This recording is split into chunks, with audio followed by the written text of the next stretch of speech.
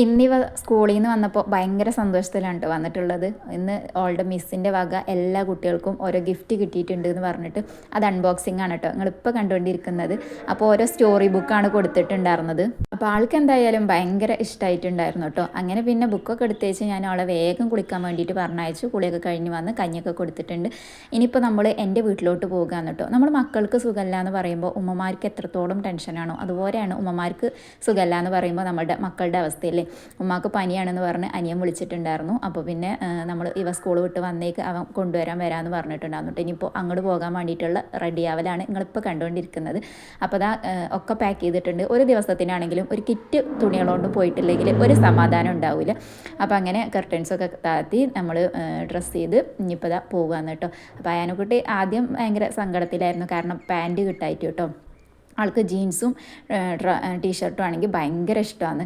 അപ്പോൾ അത് കിട്ടാത്തതിന് സങ്കടമായിരുന്നു ആദ്യം കേട്ടോ. ഇനിയിപ്പോൾ അതാ നമ്മൾ വാതിലൊക്കെ പൂട്ടി ഇറങ്ങി അനിയൻ വന്നിട്ടുണ്ടായിരുന്നു. നമ്മൾ അവൻ്റെ കൂടെ പോയിക്കൊണ്ടിരിക്കുകയാണ് കേട്ടോ. അയാനെക്കുട്ടി റോട്ടിൽ കൂടി പോകുമ്പോൾ ഓരോന്നും ഭയങ്കര എക്സൈറ്റ്മെൻറ്റോടുകൂടി നോക്കിക്കൊണ്ടിരിക്കുകയാണ് കേട്ടോ. ഇന്ന് സ്കൈ കാണാൻ നല്ല ഭംഗിയുണ്ടായിരുന്നു കേട്ടോ. അപ്പോൾ ജസ്റ്റ് ഒന്ന് ഷൂട്ടാക്കിയെന്ന് മാത്രം. നട്ടുച്ചക്കാണ് കേട്ടോ നമ്മൾ പോകുന്നിരുന്ന്. സ്വന്തം വീട്ടിലേക്ക് പോരുമ്പോൾ എന്ത് നട്ടുവെച്ചാൽ തിരിച്ച് അങ്ങോട്ട് പോകുകയാണെങ്കിൽ നമ്മൾ രാഹുകാലം ഭൂതകാലം എല്ലാം അതും നോക്കിയിട്ടായിരിക്കില്ലേ പോവുക. അങ്ങനെ അവന് ചിക്കനൊക്കെ വാങ്ങാണ്ടായിരുന്നു. അതൊക്കെ വാങ്ങിച്ചെങ്ങാണ്ട് നമ്മളിതാ വീട്ടിലെത്തിയിട്ടുണ്ട്. അപ്പോൾ ഇത്രയേ ഉള്ളൂ.